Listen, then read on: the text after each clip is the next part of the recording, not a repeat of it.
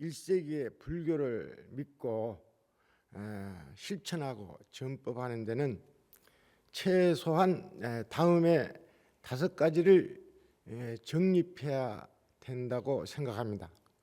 첫 번째는 연기의 세계관입니다. 두 번째는 연기의 세계관에 의해 깨닫는 부처님의 지혜.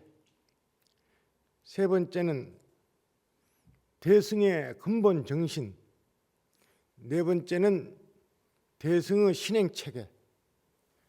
다섯 번째는 자신이 선택한 수행문의 신행 체계입니다.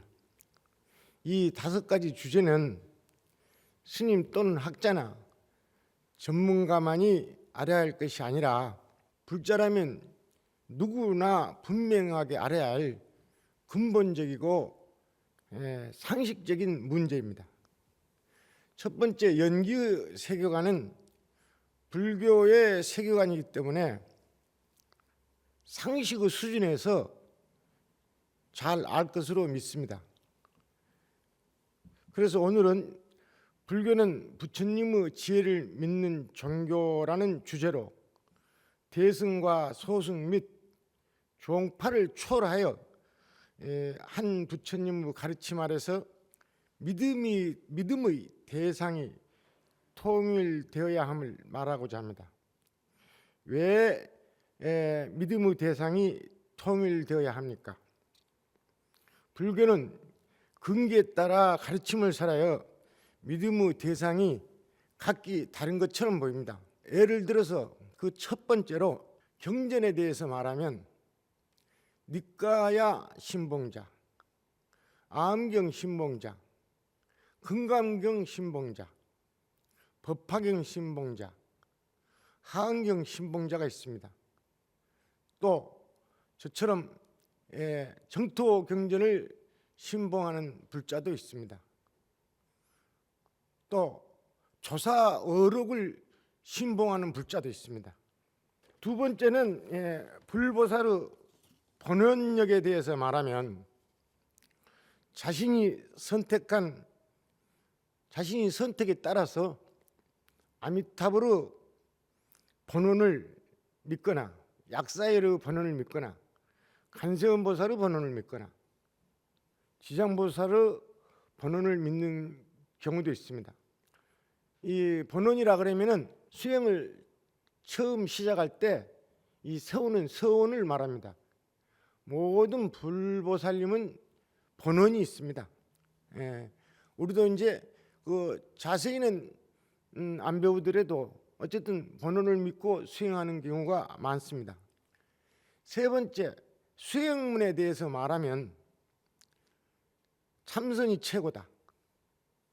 또 참선 중에서도 가나선이 최고다. 염불이 최고다. 입바사나가 근본 수행이다. 또 팔정도가 근본 수행이다. 요즘에 들어서는 명상이 미래의 불교다. 이렇게 말들을 합니다. 제가 말씀하는 것을 여러분들이 전부 아마 수긍할 것입니다. 이렇게 믿음의 대상이 통일되어 있지 않습니다. 지금 한국 불교는 믿음의 대상이 같으면 멀리 있어도 가깝고 믿음의 대상이 다르면 함께 있어도 멀게 됩니다. 이것은 저 경험입니다. 제가 저와 같이 이 똑같은 사상에서 연구를 하는 분들은 뭐 서울에 있거나 강원도에 있거나 제주도에 있거나 멀리 있어도 항상 가깝다는 생각을 합니다. 그런데 한 법당에 앉아 있어도 자기가 믿는 신앙의 대상이 다르면 소통이 잘 되지 않습니다. 서먹서먹하고 그래서 멀게 느껴지는 거예요. 이렇게 신앙의 대상이 지금 다른데 그렇다면 무엇으로 이 믿음의 대상을 통일을 해가지고 수행문이 다를지라도 이제 화합하며 정진할 수 있는가? 여기에 대해서 제가 많은 고민을 한 바가 있었는데 이 역사를 보고 논설을 보니까 이미 1400년 전에 원효 성사도 이 문제에 대해서 깊은 고뇌를 했다, 이것을 읽을 수가 있습니다. 자, 원효 성사의 가르침에 의하면 이렇습니다. 불교에서 일체의 가르침을 포함하고 있으며 우리 불교 가르침에 소승부터 대승이 이르기까지, 조사 어록이 이르기까지, 논세 이르기까지 많은 가르침이 있는데 그 가르침의 핵심을 모두 포함하고 또 간명하고 완전한 이름으로 통일될 수 있는 이 믿음의 대상은 부처님의 4가지 지혜입니다.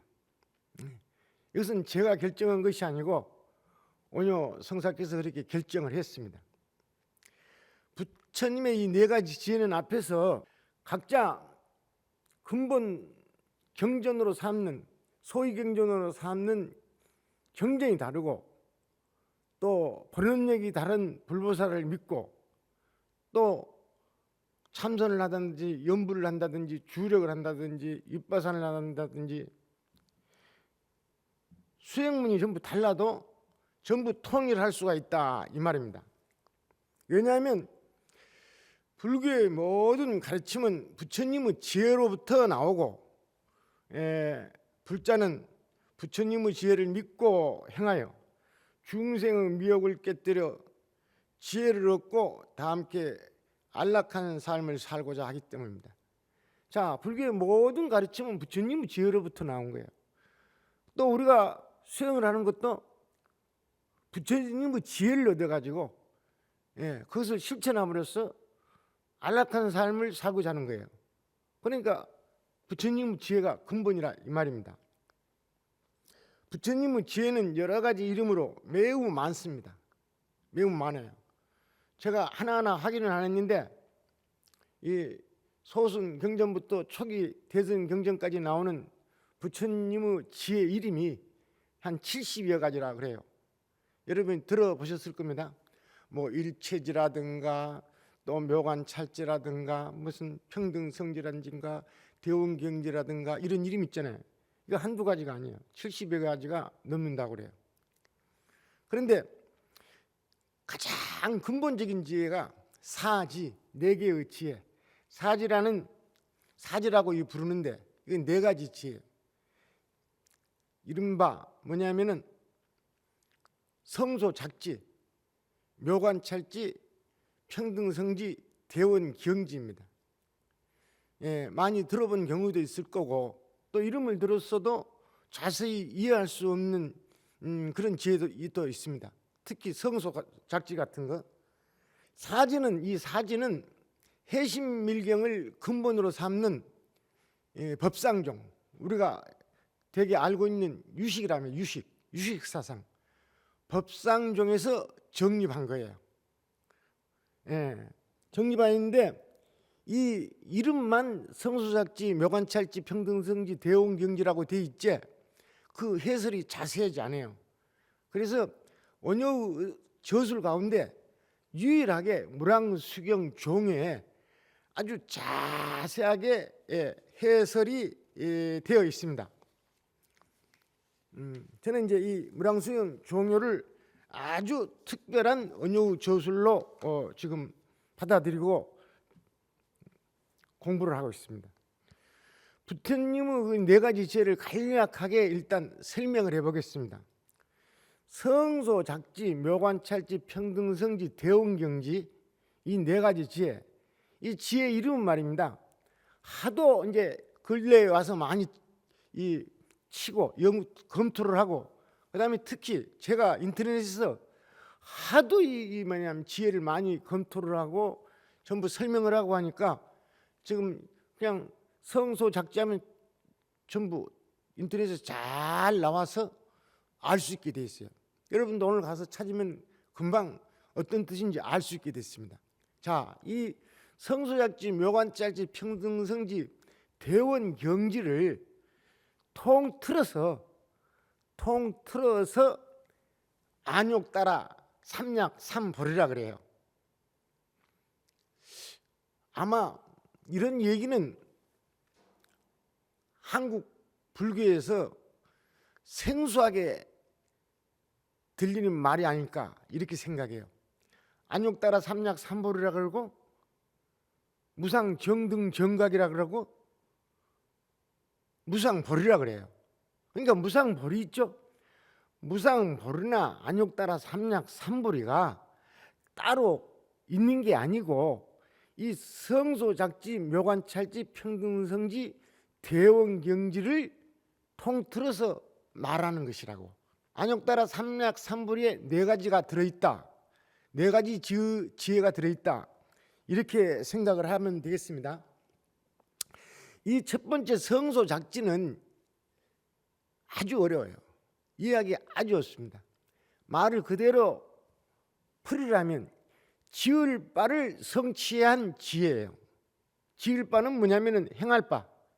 부처님이 행할 바를 성취한 지혜라. 지을 바가 무엇이냐? 부처님이 이 세상에 출현해 가지고 진요하게 지을 바가 무엇이냐 이 말이라. 부처님이 세상에 출현하신 큰 뜻은 중생이 생사윤회의 괴로움을 벗어나고 안락을 얻게 하는 것이라. 안락을 얻게 하는 게 이게 부처님이 제일 먼저 행할 바예요. 그 뜻을 어떻게 이루셨는가 하면은 변화를 성취했다. 변화. 왜 그러냐면 스스로 깨닫게 해가지고는 깨닫지 못할 중생이 너무 많다 이 말이에요. 그러니까 특별한 힘을 발휘한 거예요. 요즘 흔히 말하면 이게 이제 신통력이라 그러고 또 이제 대비력이라 그러고 유신력이라 그러고 그런 겁니다. 어떤 변화냐? 변화를 성취했어요. 예. 우리가 이해를 할 수 없는 변화를 성취했어. 그 어떤 변화냐 그러면은 불보살의 명호만 불러도 윤회를 벗어날 수 있는 대비력을 보인 거예요. 예. 지금 너 뭐 참선하고 주력하고 입바산하고 하면서 많은 이제 고행을과 더불어서 이제 수행을 하는데 깨달음을 얻으려고. 근데 부처님 가르치면은 이런 수행법도 있습니다. 그냥 나무아미타불만 계속 부르면 윤회를 안 해요. 지장보살만 불러도 윤회를 안 해요. 간세음보살만 불러도 윤회를 안 해요. 이런 가르침이 있어요. 왜 그러냐 하면 부처님이 신통을 부려서 그래요. 이걸 보고 대비력이라고 그랬습니다. 대비.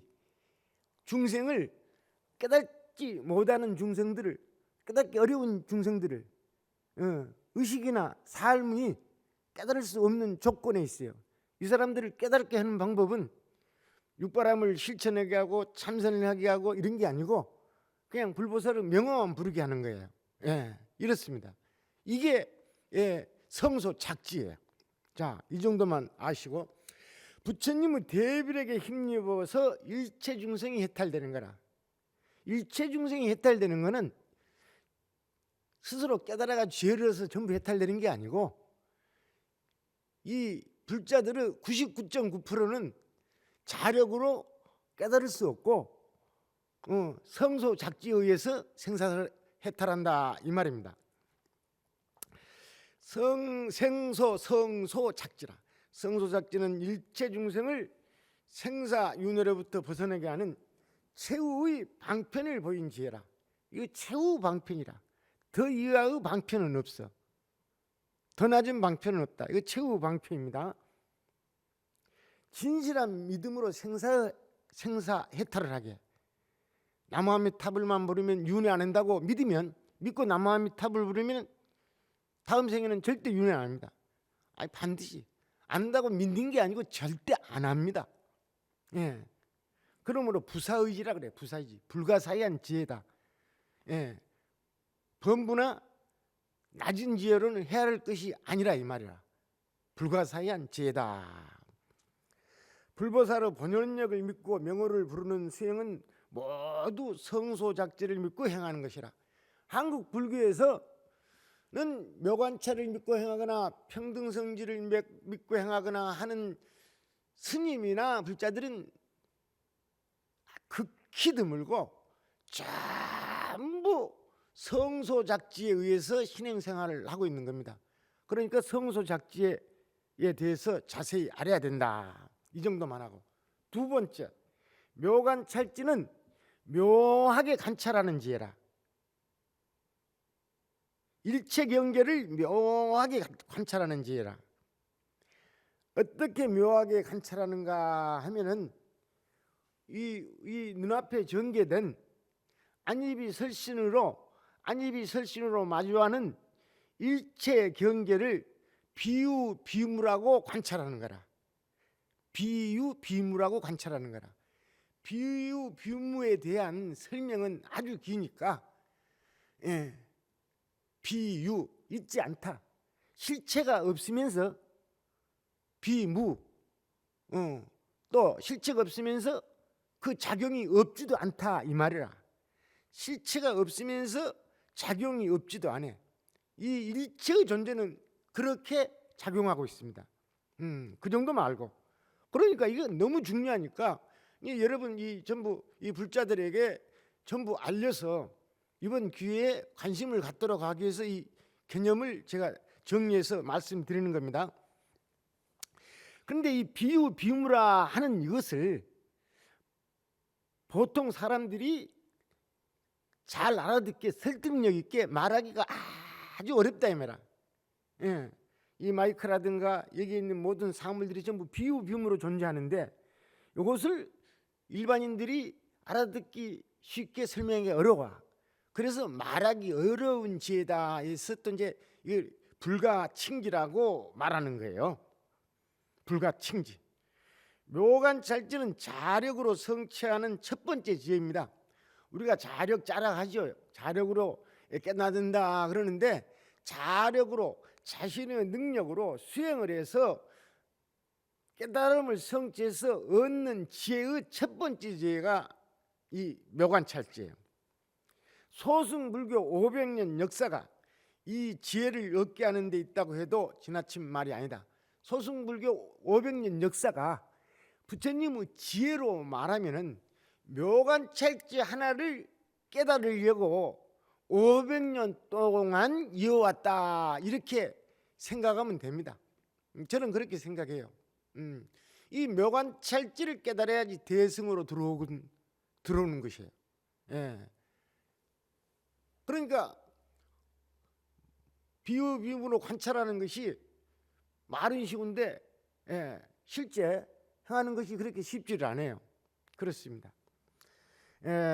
이 묘관찰지를 얻어가지고 내가 항상 육군으로 이 대상 경계를 비유 비유로 관찰하면서 그 몸에 완전히 배이고 다시 발심을 하면은 발심을 하면은 발심을 일으키면은 마음을 더 일으켜서 부처님의 지혜를 얻겠다고 마음을 일으키면 이 사람을 정정치라고 불러. 정정치라고 부른다. 정정치는 어떤 사람이냐 그러면은 범부 생각과 삶을 뛰어넘어 가지고 범부 생각이 아니에요. 내가 만약에 정정치라면 일반 사람들의 생각과 많은 면에서 달라요. 삶의 모습도 다릅니다. 범부 생각과 삶을 뛰어넘어 가지고 대승의 근본 정신을 실현하는 대승의 근본 정신 아시죠? 앞에도 말했는데 이건 반드시 알아야 돼. 대승의 근본 정신인 상구보리 하중생을 실현하는 명실상부한 보살이라. 이 보살이라 그래. 묘관찰지를 육군으로 받아들여 가지고 발심을 하면은 정정치라 그러는데 이게 가장 계의가 낮은 보살이라 그래. 그러니까 여러분은 명실상부한 보살이다. 보살인가 이걸 생각해 봐야지. 이름을 다 부르지만은 이 교학적으로는 묘관찰지를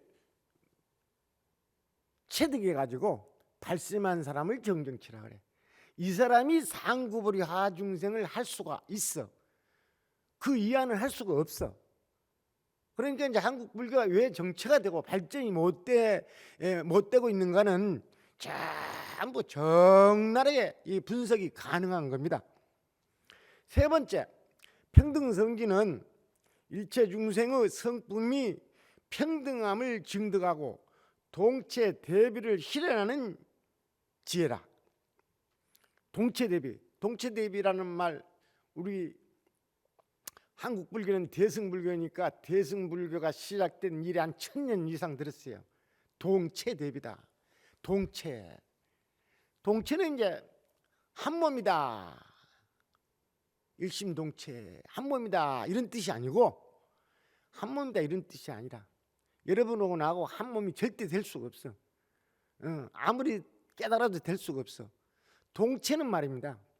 여러분의 성품과 나의 성품이 동이라는 걸 말하는 거야. 체성이 동일하다는 거야.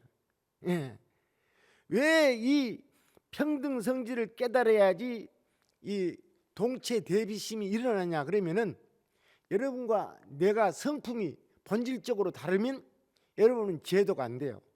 내 뜻대로 제도가 안 돼요. 본질적으로 성품이 다르기 때문에. 그러나 이 중생을 제도하기 위해서 불철주야 정진하는 것은 여러분의 성품이 동일하다고 확신을 하기 때문에 그렇습니다. 이 평등성지는 그런 겁니다. 그런데 평등성지는 대승 완전한 지혜라. 대승 완전한 지혜. 묘관찰지는 대승 완전한 지혜가 아니라, 평등성지는 대승 완전한 지혜라고 해서 이제 대승 광지라고 이름을 해. 대승의 넓은 지혜. 자신의 안락만을 위하지 않고 여러 중생을 제도하기 위해서 보살행을 한다. 그래서 대승 광지라 그래요. 자, 이 평등성지를 증득한 보살을 초지보살이라 그래요. 초지보살. 아주 논리적입니다. 이 세상에서 가장 논리적인 분이 원효인데, 저는 원효에 푹 한 30년 빠졌으니까 아주 논리적이에요. 이 논리가 시계의 시침과 분침과 시침이 돌아가는 것처럼 일체 딱 맞아. 처음부터, 불교 처음부터 끝까지 그렇게 정확한 거예요. 그래서 저는 이 불교를 수학이라 그래요. 수학. 불교를 이제 사람들은 과학적이다, 합리적이다 이렇게 얘기하는데, 불교 철학적 면은 수학이에요. 수학하고 공식과 같습니다. 이렇게 뛰어나다. 하나 더 하고, 네 번째는 이제 대원경지예요. 대원경지는 좀 어려운 말을 쓰는데, 어려운 말이 아니고 약간 유식한 말이에요. 유식한. 세계와 인간의 존재 법칙을 낱낱이 비춰보는 지혜라. 그게 대원경지다. 세계와 인간의 존재 법칙을 낱낱이 꿰뚫어 보는, 비춰보는 지혜라. 대원경지를 성취하면은, 증득하면은 여러분의 마음을 다 알 수가 있어. 이 우주 구조도 다 알 수가 있어. 그렇다 이 말이야. 세계와 인간의 존재 법칙을 낱낱이 비춰보는 지혜를 대원경지라 그래요. 이건 부처님만이 성취하는 지혜입니다. 그래서 이제 이 지혜를 이제 무등, 무륜, 최상승지라고 하는데, 이 좀 말이 어려워요. 말이 좀 어렵습니다. 이건 뭐냐면은 소승이 얻는 열반의 경지와 전혀 다르고, 보살이 얻는, 점차로 얻는 지혜와도 다르고 이 말이라. 그 밖에 이제 이 부처님의 네 가지 지혜에 대한 설명은 무량수경 종료를 열람을 하게 되면은 자세하고 통쾌하게 이 해설이 되어 있습니다. 제가 이 맺으면서 오늘 법회를 마치려고 합니다. 뭐냐면, 오늘날 한국 불교에서 그 불자들의 신행 생활을 보게 되면은 믿음의 대상이 통일되지 않고 또 그토록 많이 독송하는 금강경에 29번이나 나오는, 금강경에 29번이나 나오는 말이 뭐냐면 안욕따라 삼약삼보리예요. 근데 이 안욕따라 삼약삼보리는 부처님의 4가지 지혜가 내용으로 되어 있는 거예요. 이걸 모르면 안 되지. 금강경 수천도 가고 평생하고 안욕따라가 29번 나오는데 그 안에 안욕따라 삼약삼보리 내용이 뭐냐면 안욕따라 삼약삼보리 안에 부처님의 4가지 지혜가 들어있다 이 말이라. 이 부처님의 4가지 지혜도 모르는 현실이다 이 말입니다. 이 1400여 년 전에 불자는 부처님의 4가지 지혜를 우러러 믿어야 한다. 누가 그랬냐면 원효 성사께서 그러셨습니다. 이 원효 성사의 말씀을 새겨드려야 합니다. 불교는 부처님의 지혜를 믿는 종교입니다.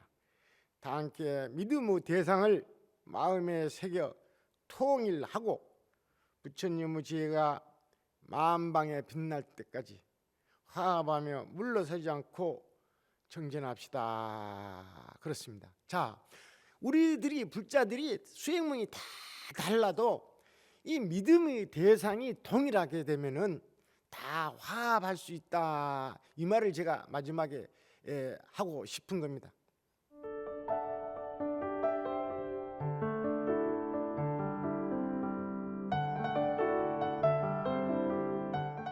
이제 우리가 법문을 하고 또 듣는 동안에 질문지가 들어와서 제가 이 공개해서 대답을 해드리려고 합니다. 어떤 질문이냐 하면은 불교는 흔히 자력의 종교라고 하지만 타력 신앙도 함께 가지고 있습니다. 4가지 지혜 가운데 성소작지는 오직 부처님의 지혜를 믿고 생사해탈하는 지혜라고 말씀하시는데 이것이 바로 타력이라고 보면 되는지요? 그렇습니다. 이 불자들이 자력, 타력이라는 말을 많이 씁니다. 자력, 타력, 경전에는 없는 말입니다. 경전에는 없어요. 자력, 타력 다 일본 불교에서 많이 쓰는 얘기예요. 자, 오늘부터 말입니다. 아주 고급스러운 용어 하나를 소개하겠습니다. 앞으로 우리가 자력, 타력이라 그러지 말고 수행문에 자각의 문, 자각, 스스로 깨달는다. 자각의 문과 자비강명에 의지하는 문이 있다. 이렇게 알면 되겠어요. 자각의 문, 스스로 깨달는 문이 있고 수행문에도, 수행법에도 자비강명에 의지하는 문이 있어요. 그건 뭐냐면 약사의 열의 번원력에 의지하거나 아미타불의 번원에 의지하거나 간세음보살의 번원에 의지하는 이것을 갖다가 자비강명에 의지하는 문이라 이래요. 그런데 자비강명에 의지하는 문을 타력이라 이러는 경우가 있어요. 근데 타력 그러지 말고 그러면 타력과 자력으로 나누게 되는데 이 자력과 타력이 다 함께 작용하는 거예요. 그렇습니다. 그러니까 이제 이렇게 아시면 되겠어요. 이걸 타력이라 문을 하는지 그러는데 이 성수작지는 그래 여러분이 알고 있는 대로 이제 타력입니다. 근데 타력인데 타력이란 말을 쓰지 말고 자비강명에 의지하는 문이다 이렇게 아시면 좋겠다 이 말입니다. 이 자비강명에 의지하는 문도 수행법에 2가지가 있어요. 하나는 뭐냐면은 단순히 명호만 부르면 생사해탈하는 법이 하나 있고 수행법이, 한국 불교는 90%가 그 수행법을 택하고 있습니다. 간센보살을 부르거나 아미타불을 부르거나 약사열업을 부르거나 그냥 전혀 그냥 오직 믿음으로 주력을 하거나 뭐 능엄주, 광명지는 이것도 다 자비강명에 의지하는 수행문이에요. 자, 자비강명에 의지하는 수행문에요 아주 특별한 가르침이 수행법이 하나 있어요. 그건 뭐냐면 정토 경계를 보여가지고요, 정토 경계를 아주 구체적으로 보여줍니다. 구체적으로 보여줘가지고 그 정토 경계를 감득하게 해. 내가 안입이 설신으로 동화되게 만들어줘. 그 정토 경계는 뭐냐면 깨달음의 경계거든요. 이 정토 경계를 아미타경이나 지금 정토 경계가 가장 자세히 나와 있어요. 아미타경이 더욱 자세히 나와 있습니다. 간무량수경에도 나왔고 무량수경에도 나와 있는데 가장 명료하게 나와 있는 것이 아미타경이에요. 이 아미타경에 있는 경계들 있죠. 어떤 경계들이냐면 예를 들면 이런 겁니다. 연못에 있는 돌들이 전부 보석으로 이루어졌다는 거예요. 예. 사방 계단이 전부 보석으로 이루어졌다는 거예요. 예. 그래요. 그것을 그 경계를 계속 관찰을 해. 그러면서 제가 육군으로 동화를 하는 거예요. 예. 그래서 이 깨달음의 경계를 감득하는 거예요. 이 정토 경계를 보여준 그 모습 있죠? 이것을 자비광명이라 그래. 자, 우리가 이제 전부 최초의 이제 자력으로 깨달는 지혜가 묘관차츠인데 이 비움으로 관하고 공으로 관하더라도 그럼 공으로 관했다. 견성을 했다. 그러면 밖의 경계가 어떻게 보이는가? 이거 대단히 궁금하죠. 대단히 궁금합니다. 이것은 무슨 금기하는 것처럼 해서 묻지를 않는데 아주 중요해요. 만약에 깨달은 사람이 되면은 묘관찰지를 깨달으면은 이 정도, 이 바깥 세상이 이 정도로 보인다. 평등성지를 깨달으면 바깥 세상이 되게 이 정도로 보인다. 이것을 말씀해 놓은 것이 정토경전이라. 그리고 그 경계들 있죠. 그것을 자비광명이라 그래. 자비광명에 의지해서 저는 자비광명에 의지해서 이 의식이 마음이 열린 사람입니다. 계속 선을 하다가 이게 뭔가 너무 오래 가고 오래 간다. 너무 길어진다 해서 지금 알아낸 것이 뭐냐면 자비광명에 의지하는 수행법이었어요. 연불조경에서도 자비광명에 의지하는 수행법이 있는데 이게 바로 이 연불의 특수한 법입니다. 이 정도 아시면 돼요.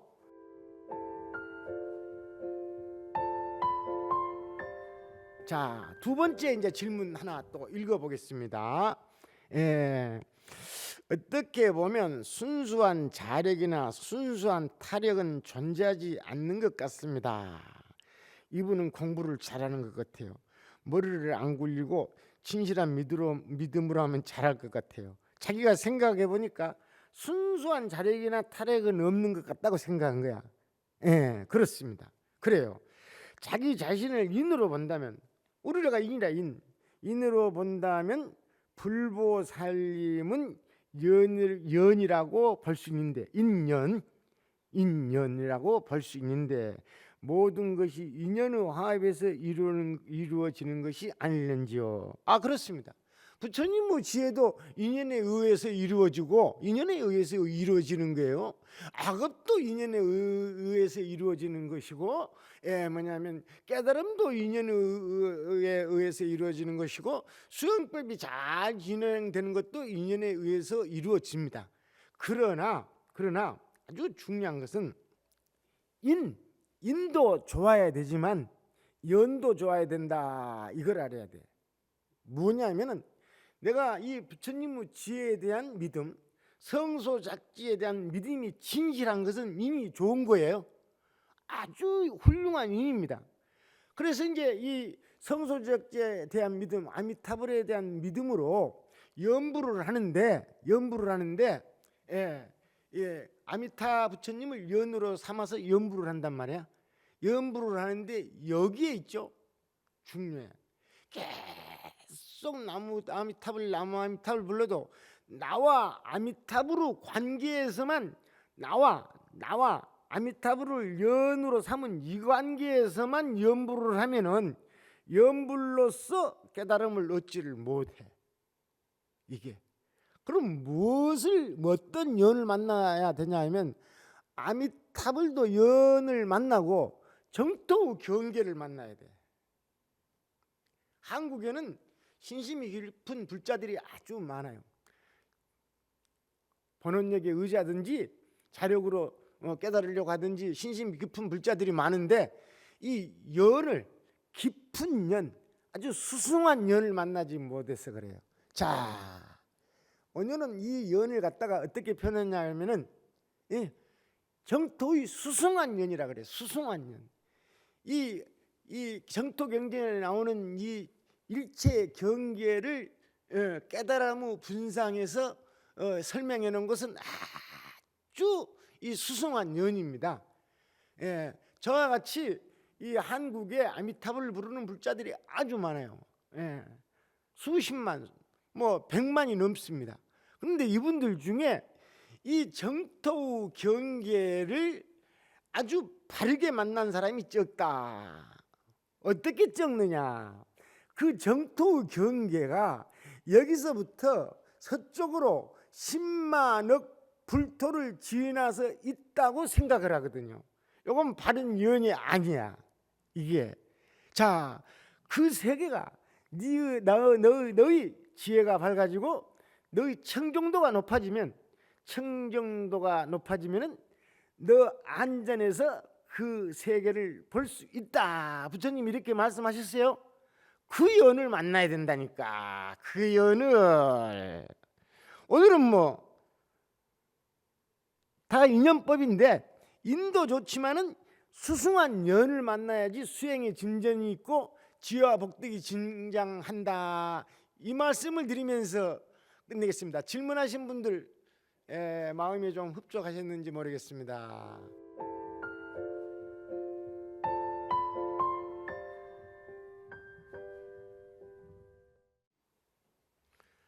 불자 여러분, 국민 여러분, 코로나의 이 돌발상을 만나서 1년 이상을 우리가 고생을 하고 있습니다.